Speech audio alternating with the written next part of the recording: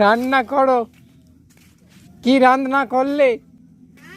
কি রান্না করলে? কচি মাম ভিডিও হচ্ছে। চচ্চড়ি না শাক? ডাল করছে। উনি উনি বলে আমি বলছি। ডাল। উনি কি রান্না করছো? ডাল দিচ্ছি। কি রান্না করছো? বানানা বানানো হচ্ছে। তারপর কি রান্না হবে?